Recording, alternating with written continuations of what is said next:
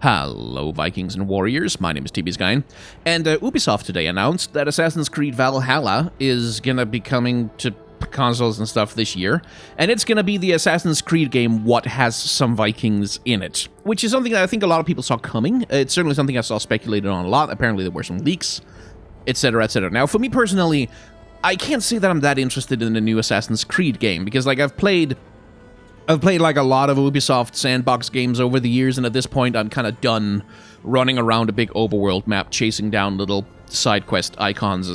I'm kind of done with that. So as a game, I'm not very interested in Assassin's Creed Valhalla unless they prove that they're doing something decisively different with it. But as a piece of culture, I am very interested in it, actually, because, well, because I'm a Viking. Well, I'm not a Viking. I'm a descendant of Vikings is probably the accurate way to put that. I am Scandinavian. The people being depicted in this trailer are, at least theoretically, my people. A fictionalized version of my people. Anyway, and I happen to be a historian by training. Admittedly, a bachelor's degree, not one of those fancy master's degree that the rich kids have, but a historian by training, and Viking history happens to be an area of special interest to me. So, using this trailer as a jumping-off point, I'd like to talk for a while about Vikings and some of my concerns that I have about the ways in which they are often depicted in popular culture.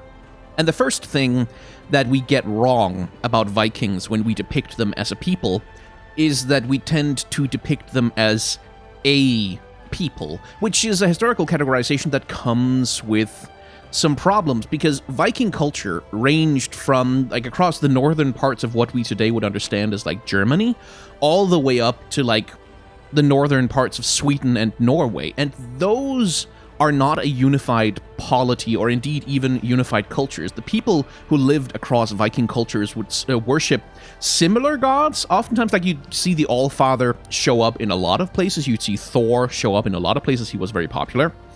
Tyr as well. But they would worship these gods in different ways. They would worship different pantheons of gods. Some would revere, the gods of the harvest more. Some would revere the gods of the ocean more, depending on their needs as a community. They weren't a unified culture the way that we understand unified cultures today. But culturally, we have this idea in our heads of, oh yes, Viking culture, which, once you start to look closer at it, is actually an incredibly disparate set of categories, and it's incredibly disparate set of categories that we don't actually know very much about at all, because most of what we know about Vikings, we don't know from the Vikings. Vikings did keep historical records. The various Viking peoples kept historical record. They wrote their histories down. They passed their histories on through oral tradition and all the other stuff that all peoples across the world do. But that history was not well preserved for a couple of reasons. First of all, because a lot of the time they would write their history down on rune staffs, which were made of wood, which does not preserve well across the centuries, or they'd write it down on animal hide. And so we have relatively few surviving sources, in fact, vanishingly few surviving sources about the Vikings written by the Vikings themselves. Most of the sources that historians have relied on for a very long time were written by the enemies of the Vikings, people who described the Vikings coming and raiding or showing up as traders or as some outside threat, especially Christian sources which have a particular perspective on the Vikings and a particular interest in portraying them in a certain way. Some of the other best sources that we've had available for a long time are the Icelandic Sagas, but these Icelandic Sagas were, first of all, written down and curated by Christian scholars, which, again, there's that little problem of, Christian scholars have a history of editing history to, portray it in ways that they find agreeable. And also, these records tended to be written down, literal hundreds of years after Viking culture itself was ended. For example, Viking culture in Britain, which is what's being depicted in this particular game, is the Viking invasions of Britain and the establishment of the Danelaw. The English king that you see in this trailer is Alfred the Great, a name that the English gave him because he managed to resist the Vikings, who fought the Viking invaders in many battles, and eventually helped establish the thing that came to be known as the Danelaw, which is basically an area of Britain over which Viking kings were generally considered to hold sway. It wasn't like a hard national border, but it's basically like over there in that country, like the Vikings rule over there, so their law, the Dane law, is in effect there, whereas if you are in the kingdom of Alfred the Great, his law is present. And that is in the 800s. A lot of the sources we have about the Vikings, especially the Icelandic Sagas, were written down as late as the 11 and 1200s, like centuries after the actual Viking culture was alive and vibrant. Centuries of change having passed since then.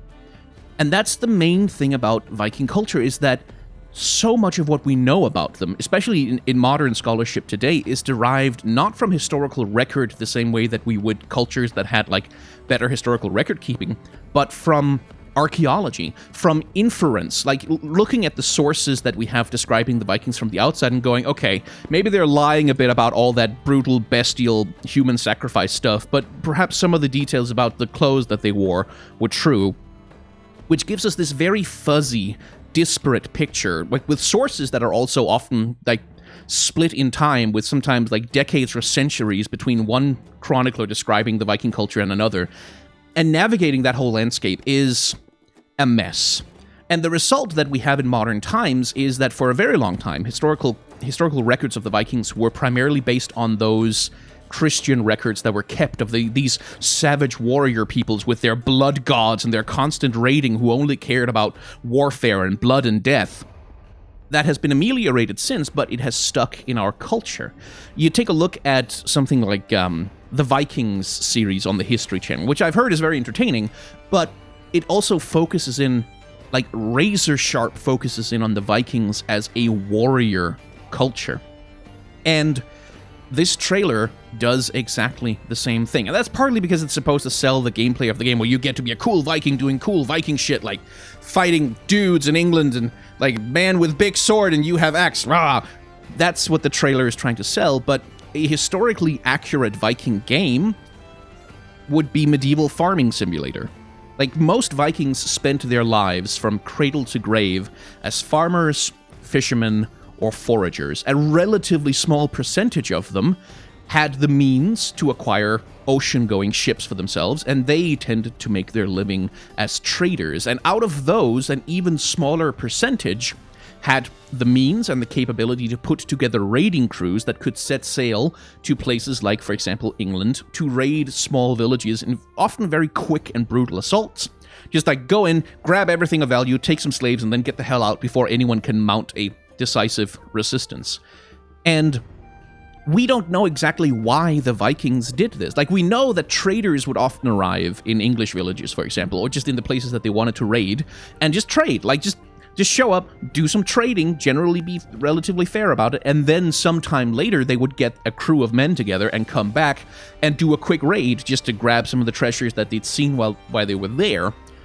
But as to why exactly this happened, it's not actually fully known. It's not something that is completely understood. There's many different theories and models for why the Vikings did what they did. For example, there's a demographic theory that says that there was like a period of population boom in Europe at the time, so it may be that like Viking raids were simply men, especially young men, second sons in a family with no chance of an inheritance, going, well, I don't have any prospects whatsoever if I just stick around here. I have to go get some money somehow so I can buy myself a plot of land, maybe afford to take a wife, have a family, actually have a life, maybe have someone to take care of me in my old age. So they go raiding in order to get the means to do that. That's one model.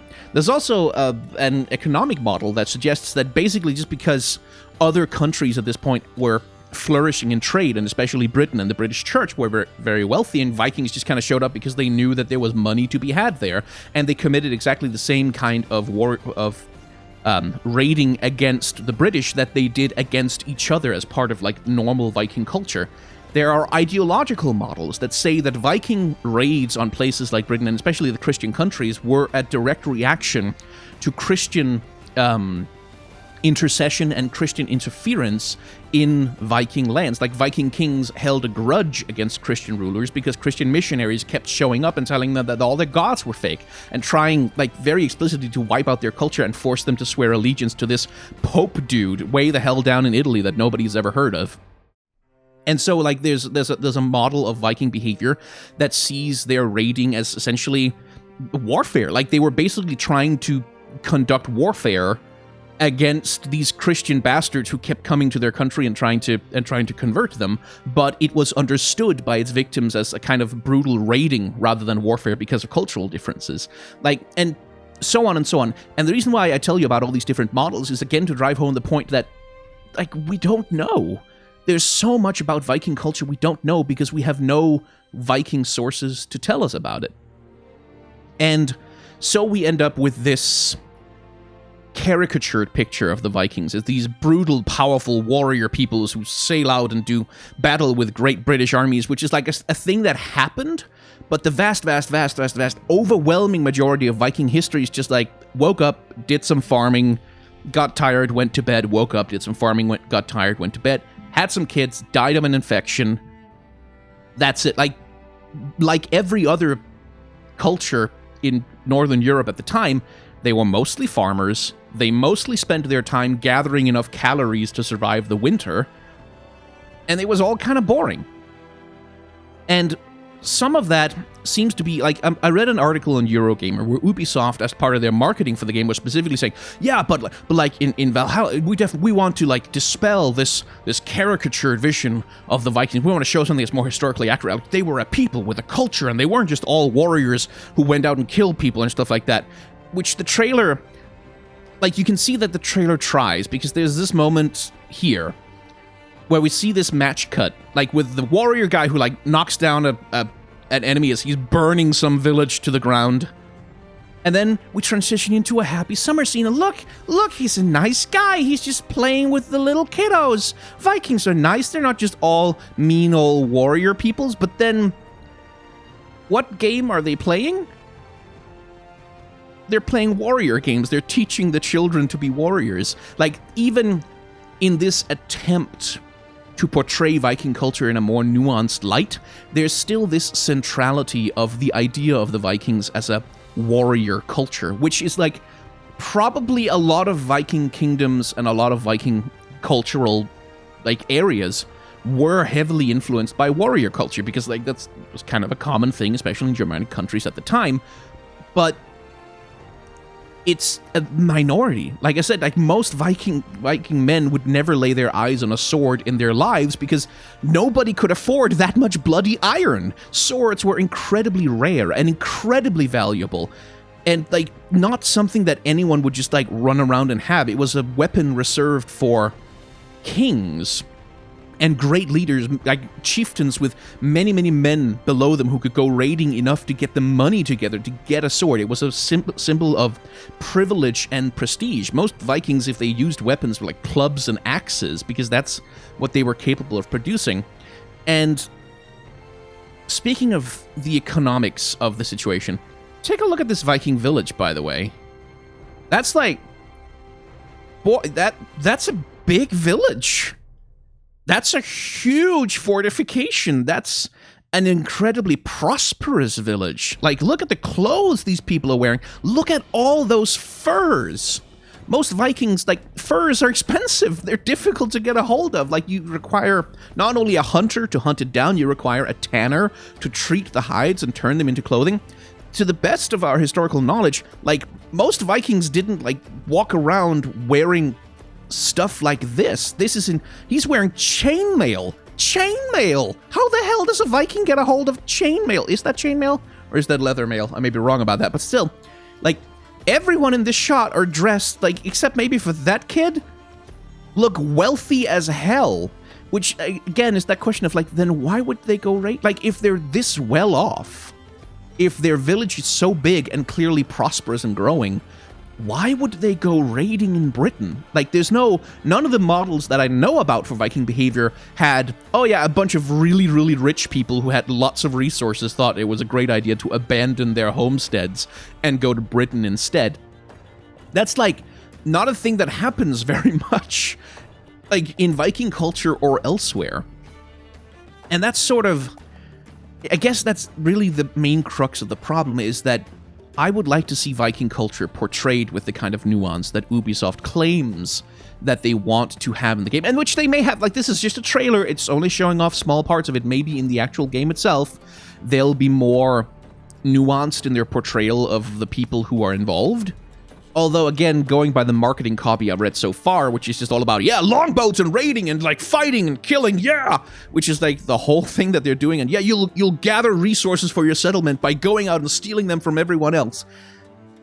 I'd like, just once, a game where there's a Viking cultures, but they aren't completely obsessed with blood and honor and fighting and warfare all the time, because it was, comparatively speaking, such a ludicrously minor part of what Viking culture even was. This battle scene, for example, like, in, I think, 860-something, 865, I think, there was a major army, a major invasion of Vikings that came over from Norway and Denmark, and they were led by Harald Hardrada?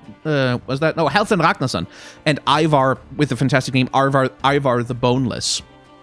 And they sort of instituted and began the Viking colonization of Britain. But even in that, like, even in that you have this horde of Vikings that come over and fight the Britons for the rights to their land, is a British construction largely of what actually happened, because what actually happened was that plenty of Vikings were living there already.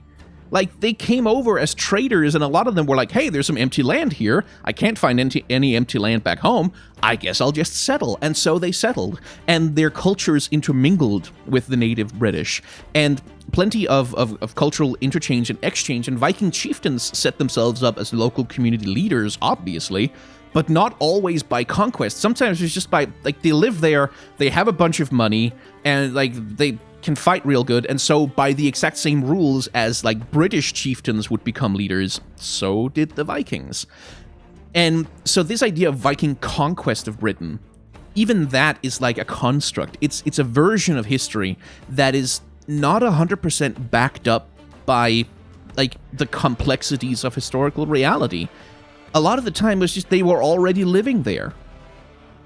And, like, reasons were invented to justify conflict between peoples, like, conceptualized as these grand conflicts between Viking culture and Christian culture that kind of, in reality, probably didn't exist so much, because the Vikings themselves were relatively religiously tolerant. They didn't really have a need for everyone else to believe in Thor and Odin in the same way that the Christians definitely had a need for absolutely everybody to believe in Christ. There is no precept in Viking mythology that says there is only one god and you shall have no other god before him. That is a very Western idea. So, yeah, I mean, the main reason I made this video is just because I wanted to rant about Vikings for a while.